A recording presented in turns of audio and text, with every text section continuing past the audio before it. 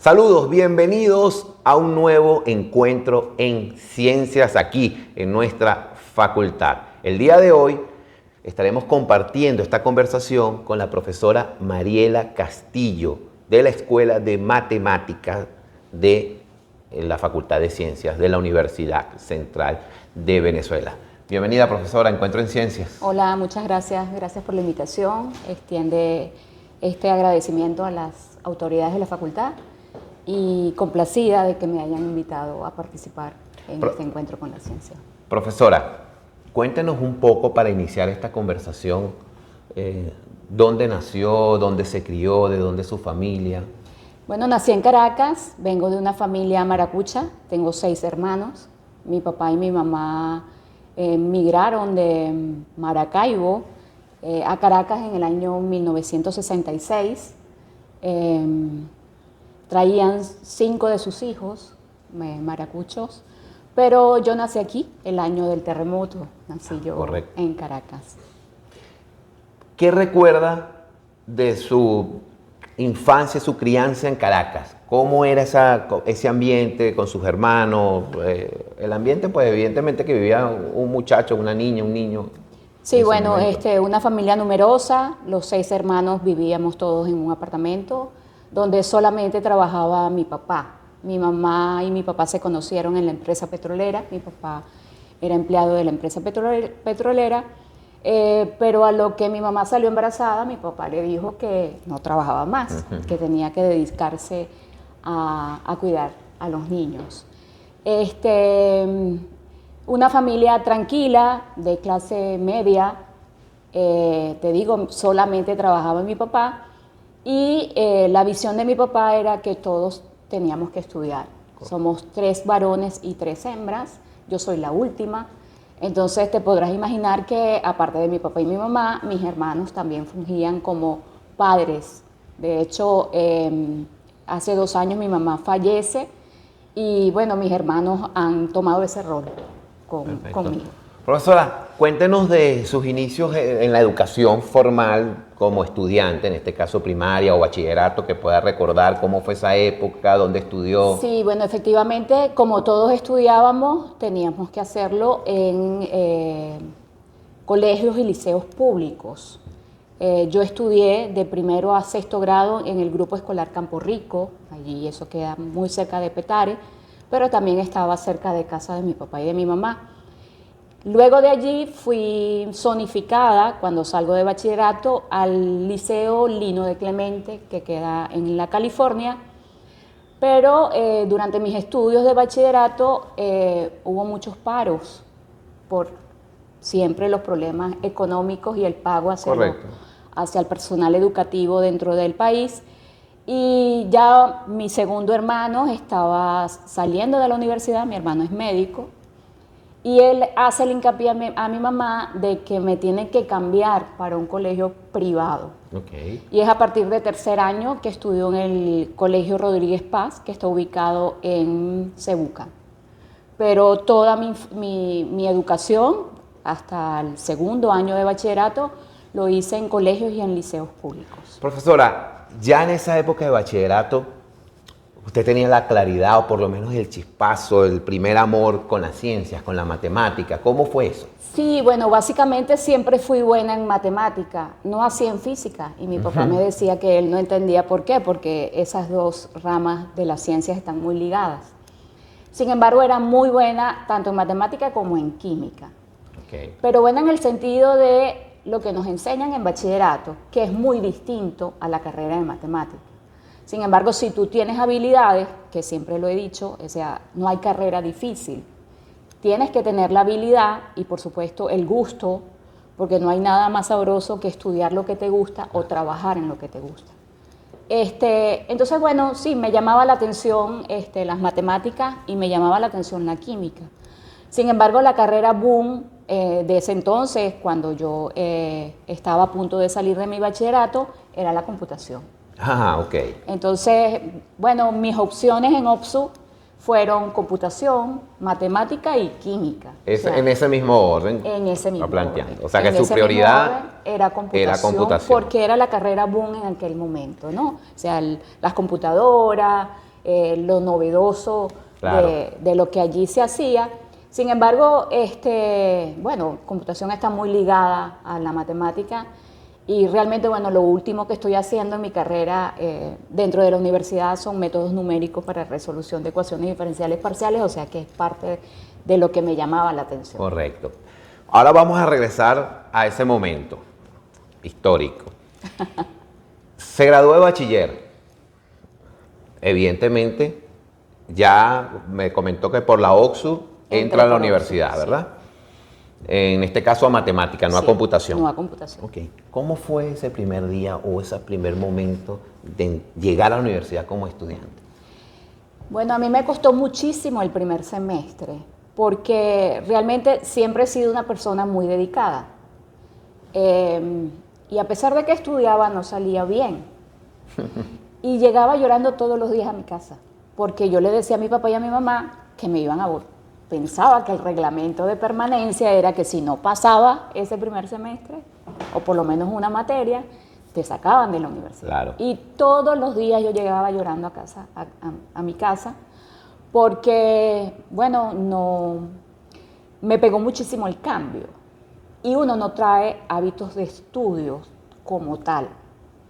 Entonces, un día mi papá y mi mamá me sientan me acuerdo, en la cocina y me preguntaban que qué pasaba.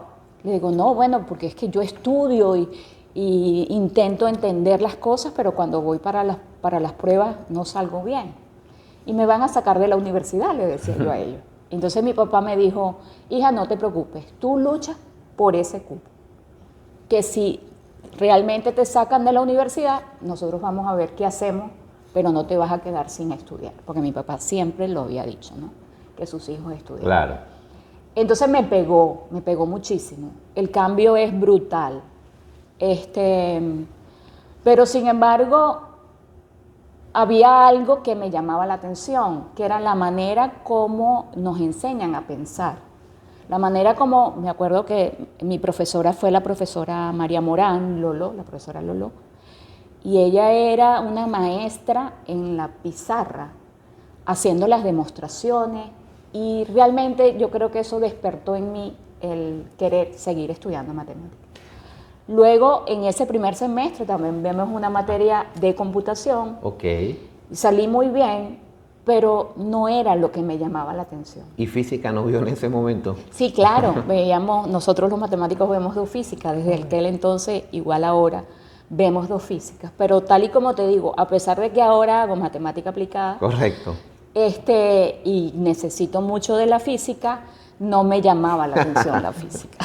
Profesora, ok, llega a la universidad, pasa ese momento difícil, sin embargo el apoyo de la familia siempre importante, no importa en qué época, siempre el apoyo familiar y sobre todo para estudiantes universitarios tan jóvenes es importante. Y sobre todo, bueno, en la Facultad de Ciencias, que usted Sí. mejor conoce, de repente no las dificultades, sino los parámetros que se desarrollan. Se enamora de las matemáticas, entonces decide, mira, no, me gustó porque en su momento pudo haberse cambiado de carrera si hubiese querido. Sí, por supuesto. Bueno, tal y como te dije, cuando vi esa materia de computación, dije, no, esto no es lo que me llama la atención y no apliqué para el cambio para computación. Seguí avanzando en la carrera y en la medida que iba avanzando me iba enamorando más de la matemática, porque creo que la matemática es un estilo de vida. Te enseñan a pensar, a razonar, el porqué de las cosas, el para qué y el cómo. Y entonces eso hizo que llegara un momento dentro de mis estudios que yo dije, bueno, si me voy a quedar en matemáticas, tengo que tratar de ser de las mejores. Cool. Bueno, estudié con un compañero, José Luis Sánchez, que también es profesor de la facultad, de la escuela, y él fue summa cum laude. Y teníamos un grupo de estudio, éramos 3 personas, el profesor Fabio Briceño, José Luis y yo. Y bueno, José Luis nos ayudaba muchísimo, pero yo para poderle llegar a José Luis yo tenía que fajarme a estudiar porque si no, ¿sabes? Y una de las cosas que siempre decía mi papá era, júntate con los buenos. Correcto. Porque ellos te van a ayudar a ti y tú vas a tratar de equipararte con ellos. igual, o sea, si hay una persona, un compañero que no entendía, bueno, mira, esto se hace así, ¿sabes? Porque el enseñar hace que tú aprendas más. Correcto, puedes reforzar tus conocimientos, Sí. evidentemente, y si tienes alguna debilidad, encontrarlas y practicarlas. Exactamente. Profesora, ok, desarrolla su carrera de matemática. ¿En qué momento de esos años de pregrado usted empieza a pensar, oye, a mí me gustaría dar clases? O sea, ¿cómo fue ese momento? ¿O cómo se encontró en ese ámbito de decir, voy a dar clases? ¿El por qué? Bueno, dentro de la escuela nuestros profesores siempre nos decían que aplicáramos para ser preparadores. Pero en la medida que yo iba avanzando en la carrera, me llamaba la atención administración. Y yo dije, bueno, yo voy a aplicar a ser preparadores, pero no en la facultad. Y me fui a administración, a ser preparadora de administración. ¿Por qué administración? Porque yo no sé si ahí estaba la influencia de mi papá. Mi papá trabajaba en la parte de contabilidad de petróleo. Bueno, ahí está la explicación. Y entonces, bueno, me llamaba la atención eso de que esos balances y de Claro. eso que nos hablaban. Y fíjate que cuando yo termino mi carrera, yo metí mis papeles para hacer equivalencia y estudiar administración. Y es mi profesor, mi tutor, el profesor José Aguilera, del área de ecuaciones diferenciales, quien me dice que no me vaya, que siga estudiando matemática, que yo era buena. Él, junto con el profesor Nelson Merente, me motivaron a inscribirme en el posgrado, a sacar la maestría aquí en matemática. Ok. Háblenos un poco de eso, de la maestría. Bueno, cuando yo presenté mi tesis de la licenciatura, había emergencia docente dentro de la escuela. Okay. Y la profesora Marisela Domínguez, que en ese momento era la jefa del departamento, al otro día me llamó para contratarme y que pusiera al día un curso, me acuerdo que era de Matemáticas 2, que es la materia que ahorita estoy dando. Y yo por supuesto que acepté, wow, qué honor, ¿no? Que recién terminados mis estudios, la escuela me contrate. Y yo terminé en octubre y ya el posgrado había empezado. O sea, yo tuve que esperar 6 meses para poderme inscribir en la maestría de matemáticas. Okay. Y bueno, a raíz de mis profesores, tal y como te dije, ellos me dijeron, no, inscríbete en el posgrado porque así vas a pulir aquellas cosas que no se dan en el pregrado y te vas a ir formando mucho mejor. Y bueno, me inscribo al semestre siguiente en la maestría. Nos inscribimos nuevamente los 3 compañeros. Los del grupo de estudios. Sí, José Luis Farillo. Y bueno, era fácil para mí porque estudiaba y trabajaba en la misma facultad. Claro. ¿No? Estábamos aquí. Y bueno, teníamos una oficina donde podíamos estudiar, podíamos discutir los problemas que se nos planteaban. Y efectivamente, la maestría hace que aquellas cosas que quedaron como que inconclusas, que a lo mejor no están tan claras dentro de la licenciatura, a pesar de que yo pienso que nuestra licenciatura, como tiene mucho de análisis, es una licenciatura súper fuerte y que nos hace muy fuerte alrededor del mundo, inclusive. Correcto. Efectivamente, la maestría te abre la visión de la matemática completa. Profesora, ya con estos estudios de cuarto nivel, evidentemente, usted tenía una línea de investigación. Sí. O empezó a desarrollarla. ¿Nos puede hablar un poco de esa? Sí, pero de fíjate, mi tesis, en la licenciatura yo trabajé con el profesor José Aguilera en el área de ecuaciones diferenciales en teoría de control. Okay. Pero eran ecuaciones diferenciales ordinarias. Mientras que en la maestría trabajé con el profesor Nelson Merente y él trabaja más en el área de análisis, en espacios de variaciones acotadas. Mi tesis fue en espacios de variaciones acotadas, pero con funciones conjunto evaluadas. Okay. Es decir, que a un puntico tú le asocias un conjunto. La economía, por ejemplo, se mueve de esa manera. Pero tuve la fortuna de que terminando mi maestría, a través del profesor Nelson Merente, conozco al profesor Henry Power, profesor jubilado de la Escuela de Ingeniería, pero ya él estaba fuera del país, él estaba en Inglaterra. Y el profesor Nelson, curioso, nos dice que el profesor viene a dar unas electivas en el posgrado de Ingeniería y que a él le gustaría que nosotros entráramos a esas electivas. En mecánica de fluido. Y bueno, a nosotros nos llamó la atención, ¿sabes? Porque a pesar de que la matemática es la misma, los lenguajes son distintos. El ingeniero habla distinto al matemático, el biólogo, el físico, que estamos en la misma facultad, hablamos un lenguaje totalmente distinto, pero en el fondo la matemática es la misma. Está presente en todo. Entonces, bueno, efectivamente nos llama la atención, conversamos con el posgrado y esas electivas las podíamos inscribir dentro de nuestras maestrías. Y es a raíz de esas electivas que conocemos al profesor Henry Power y él nos ofrece hacer doctorado fuera del país en Inglaterra. Al mismo grupo de estudio. A los 3. Pero ya José Luis era PIN dentro de la escuela, del programa de investigación Nobel. Claro, era un muchacho brillante, sigue siendo. Pero ni Fari ni yo teníamos dónde salir a hacer un doctorado. Y otra de las cosas que nuestros profesores también nos decían era que era importante salir a estudiar afuera. Claro.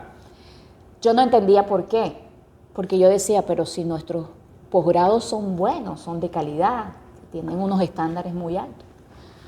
Pero la cosa es totalmente distinta, no es el estándar del posgrado, sino que tú conoces otras culturas, conoces otra gente y conoces otro estilo de investigación.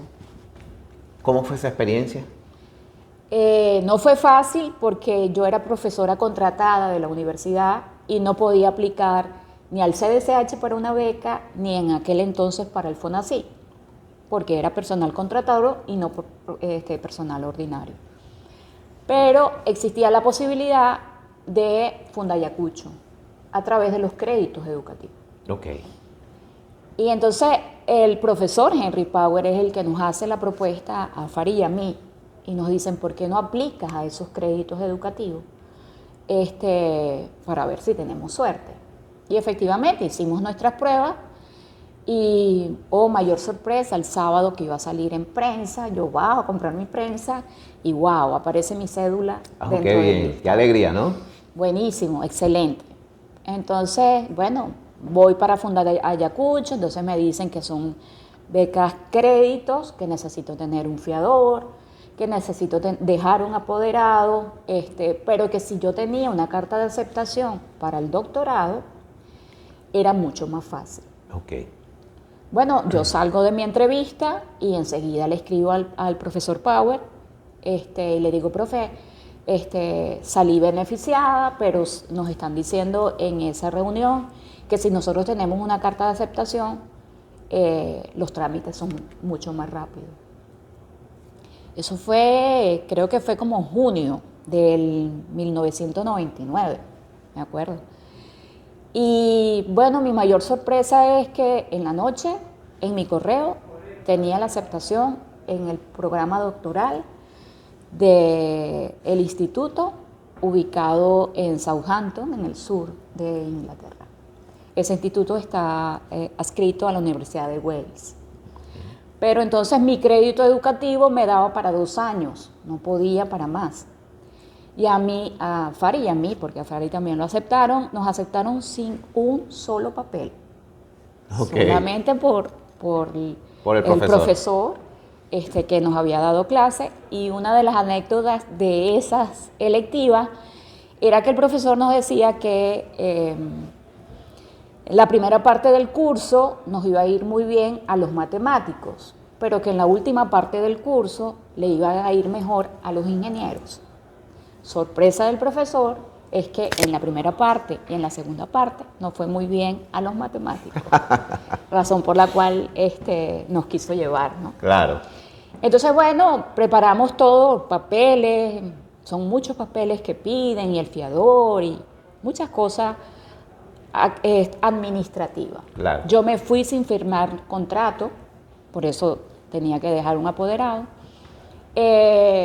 Mi hermana fue mi apoderado, mi hermana firma en septiembre, y me fui con los ahorros que tenía y la ayuda de la familia.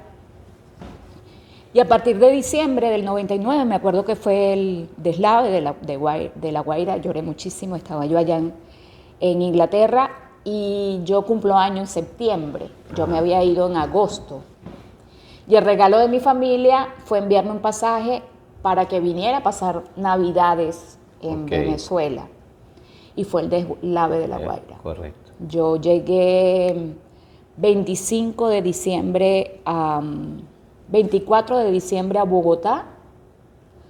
Allí estaban suspendidos todos los vuelos para Caracas. Tuve que dormir, estábamos súper agotados en Bogotá. Y al otro día nos mandaron para Venezuela, pero llegamos a Barquisimeto. Ok. Y mis hermanos me fueron a buscar en Todo un recorrido. carretera. Y entonces, a raíz de eso, el mismo tutor nos dijo, bueno, quédense unos días más en enero por toda esa travesía que ustedes pasaron. Entonces, bueno, mi crédito me duraba solamente dos años. Yo en 2 años logré sacar todos los ejemplos numéricamente, correr, hacer todas las corridas. Y bueno, tengo que decir que a partir de diciembre del 99, que me empezó a llegar mi beca nunca falló. Okay. Todos los meses religiosamente me llegaba mi beca. Lamentablemente, mi beca era más alta que el sueldo de profesor universitario que he tenido dentro de la universidad. Pero en el mes de agosto del año 2001 se acabó mi beca. Correcto, cumplirse los 2 años. Ah. Entonces yo hablo con mi tutor y le digo, mira, ya no tengo beca. Mi papá insistió en que me quedara, pero los costos en Inglaterra son muy altos. Correcto. Y yo le dije al profesor, profe, si usted me autoriza, yo me regreso a Venezuela y desde allá simplemente escribo, porque lo único que me faltaba era escribir mi ejemplar.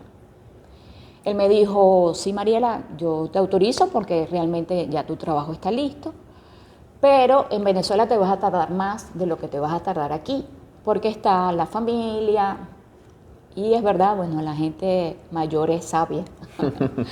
Y entonces efectivamente yo regresé, por supuesto hablé con el director del instituto, porque siempre se paga un fee, y él me dijo, bueno, si tú me entregas la tesis doctoral en el periodo de 1 año, no te cobro, pero si te tardas más de 1 año, el año siguiente sí debo de cobrarte un fee menor del que si estuvieses aquí. Okay. Y justo en agosto del 2002 consigné la tesis.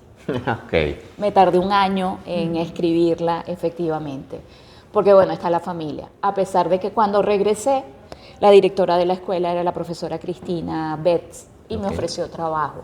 Y yo le dije, profe, le agradezco muchísimo, pero mi prioridad ahorita es terminar mi doctorado. Claro. Porque bueno, el fiador era mi papá, y si yo no terminaba mis estudios, había que pagar el doble de lo que te habían dado.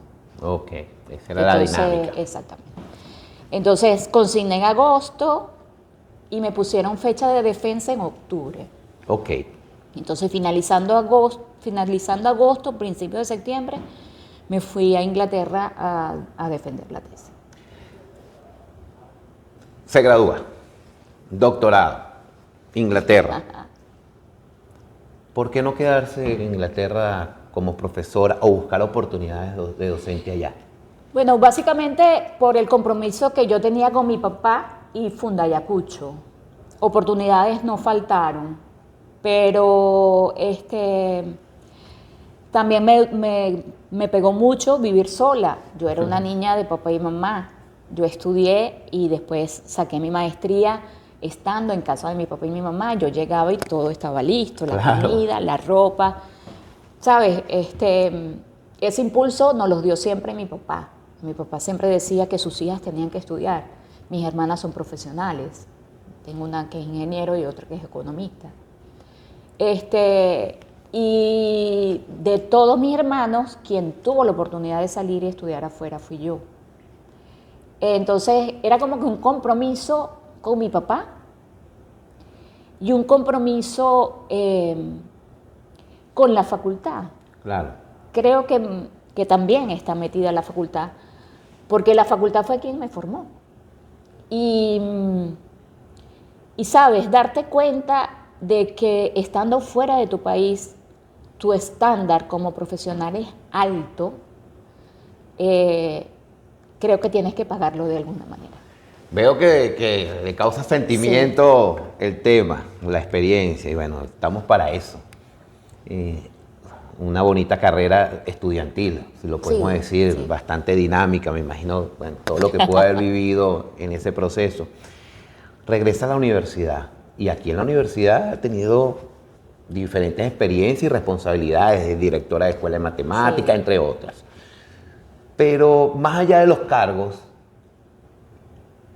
¿cómo ha sido su experiencia de ser docente en la Universidad Central de Venezuela? Fíjate,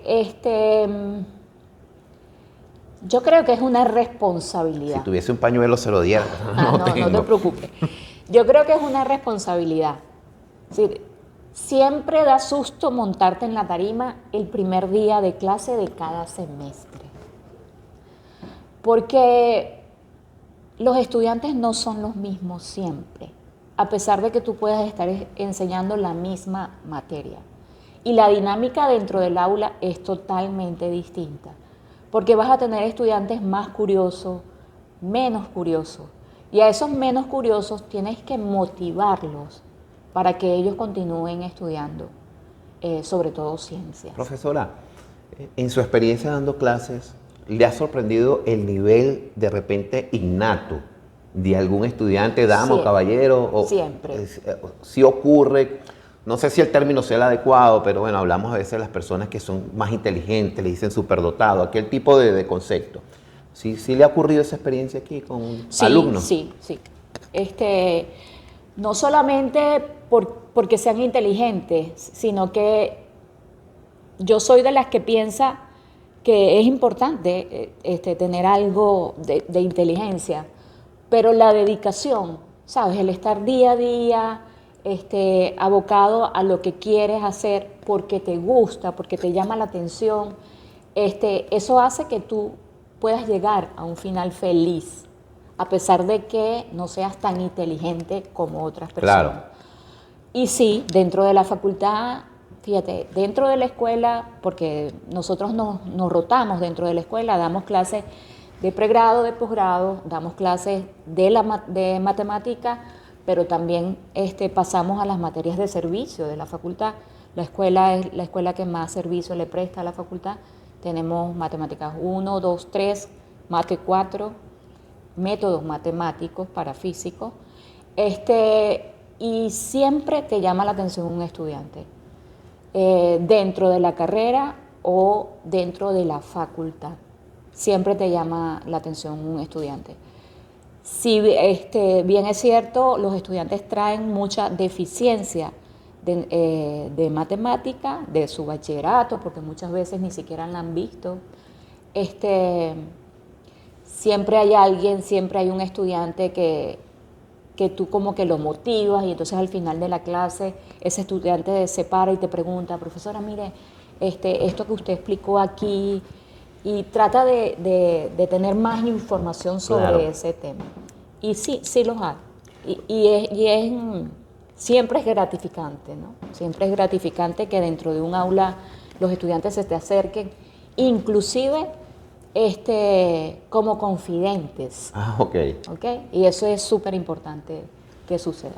Profesora, ya para ir cerrando este encuentro en ciencias, quisiéramos conocer un poco más de otra faceta, una faceta menos académica, faceta más, de vida cotidiana. Por ejemplo, ¿qué tipo de comida le gusta? Ay, Dios mío, diría mi hermana que soy fastidiosa para comer. Me gusta mucho la pasta. Ok, Pero no me deja de gustar un pescado frito a la orilla de la playa. correcto. ¿Ok? O esas empanaditas que hacía mi mamá al estilo maracucho, que a la masa le echan plátano maduro con quesito rallado. Profesora, O unas mandocas. ¿y en Inglaterra qué le gustó de diferente o algo que le haya, o le costó mucho el cambio de comida? En Inglaterra realmente la comida no me llamaba la atención. Ese fish and chips, cualquier pescadito frito aquí con una ensaladita de rayita y unos tostones me parecen que son mucho mejor Claro. que el fish and chip. Pero, ¿sabes? Hay que adaptarse al sitio donde tú vas. Claro. No es que el sitio se va a adaptar a ti, sino tú tienes que respetar la cultura del país que te está acobijando en ese momento y disfrutar de lo que ellos comen o beben. Claro. ¿Ok? Es decir, respetar su cultura. Y bueno, tuve la fortuna también de que dentro del instituto había muchos latinos. Entonces a veces en verano, ¿no? Que vamos a hacer una barbecue. Entonces en los espacios del instituto había como que una parrillera. Entonces se hacía un pescadito. Se compartía un poco más de parrilla. forma latina. Sí. Pero yo no cocinaba en mi casa, pero el ver a mi mamá me ayudó muchísimo porque entonces las comiditas que hacía en mi casa no quedaban mal, quedaban más bien ricas, Excelente. ¿no? Profesora de música, ¿baila? ¿Le gusta bailar o qué tipo de música Me le gusta atrae? bailar, sí, me gusta bailar. Últimamente no lo he hecho, no tengo mucho tiempo para eso. Me gusta bailar, me gusta la música. Cuando estoy trabajando en la oficina, pongo música no tan bailable, sino más bien que te ayuden a concentrarte. Me gusta leer. ¿Qué le gusta leer? ¿Qué tipo de libros? Cualquier libro que no sea matemática. Correcto. Si lo que me quiero es distraer, no leo matemáticas. ¿Le gusta el cine o el teatro? Me gusta, no tanto, pero entre los amigos, ay, vamos para el cine o vamos para el teatro o vamos a ver un concierto, que ahora últimamente están llegando nuevamente los conciertos a Venezuela, sí lo hago. Profesora, quería preguntarle algo que lo estoy retomando ahorita, que quedó por fuera, es el tema de la inteligencia artificial con la matemática. Ajá. Bueno, evidentemente eso es algo que llegó para quedarse. Claro. No podemos darle la espalda como academia a eso. Sí. Pero la inteligencia artificial es matemática, en esencia. Ajá. ¿Nos podría hablar un poquito de eso de forma breve? Bueno, siempre le he dicho a mis estudiantes, sobre todo en estos últimos semestres, con ese boom de la inteligencia artificial, de que soy de las que piensan que hay que incluirla dentro de las aulas. Pero lo importante, y eso es lo que hay que recalcarle a los estudiantes, es que no todas las respuestas que te da inteligencia artificial son verdaderas. Claro. Y es allí la importancia de que el estudiante sepa identificar cuándo la inteligencia artificial te está dando la respuesta correcta y cuándo no. Y soy también de esas que usa en el teléfono las aplicaciones matemáticas. Y le digo a los estudiantes, sobre todo ahorita que estoy repitiendo en Matemáticas 2, que se lo bajen a su celular. Claro. Y como es la parte de Matemáticas 2 es cálculo diferencial e integral, entonces, bueno, la aplicación del cálculo diferencial es hacer la gráfica de una función. Bueno, escanea tu función, revisa cómo es la gráfica y revisa lo que tú estás haciendo paso a paso para ver si realmente la respuesta que te está dando esa aplicación. Son herramientas de apoyo, evidentemente. Son herramientas de apoyo. Y que, bueno, el mercado laboral, no hablo del futuro, ya, es una habilidad necesaria. Sí, y creo que dentro de la escuela, y lo hemos dicho, soy representante profesoral ante el Consejo de Escuela, tenemos que revisar nuestros programas porque nos estamos quedando atrás y hay que enseñarles esas herramientas a los estudiantes de matemáticas. Hay que enseñarles que la tecnología no es mala, que la tecnología es un apoyo a la investigación que tú puedes ir desarrollando. Bueno, profesora, Ha sido un placer para nosotros contar con esta conversación con usted aquí en Encuentro en Ciencia, todo el equipo.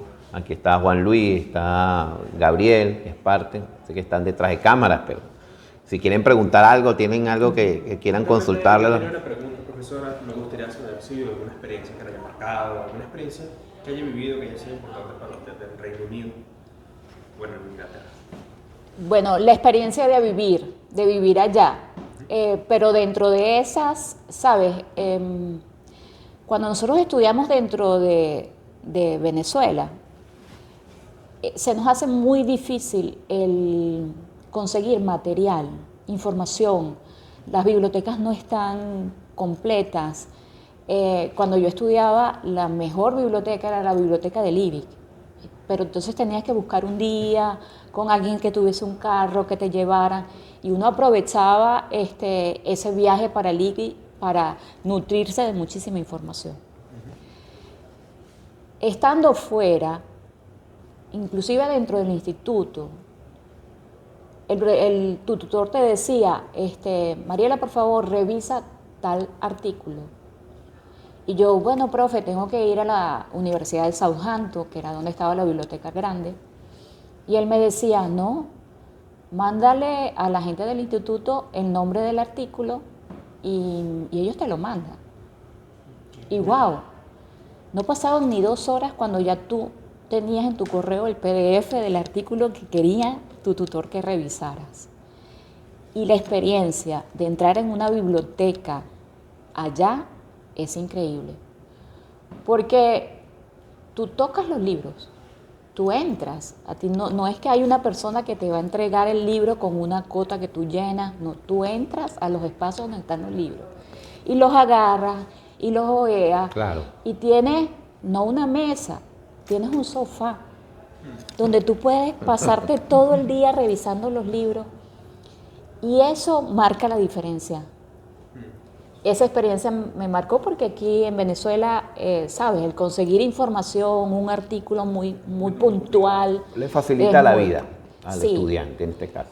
Y es lo que uno dice, la gente allá tiene oportunidades, es decir, tiene mayores beneficios a la hora de estudiar. Y yo no conocí ningún estudiante inglés que estuviese sacando un doctorado. Todos éramos latinos dentro de ese instituto. Eso es un punto importante, es una anécdota importante en ese sentido. Bueno, profesora, no sé si Juan... Quizás algo que me llamaría la atención preguntarle, sobre todo en este contexto, alguien que se plantee a día de hoy estudiar matemáticas, que quiera empezar la licenciatura y emprender este camino, ¿qué recomendaciones le daría después de todo lo que usted ha vivido? ¿Qué recomendación le daría?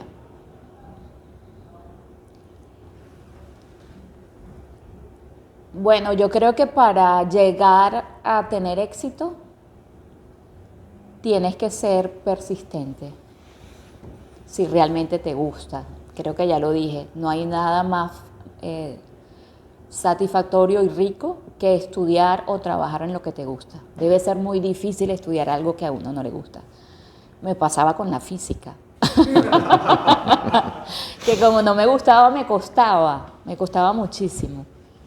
Pero yo pienso que la perseverancia, el día a día, el darte cuenta que la matemática es un estilo de vida, que te enseñan a pensar y a razonar, que no se usa solamente la matemática como una herramienta, sino que te permite estructurar tu vida.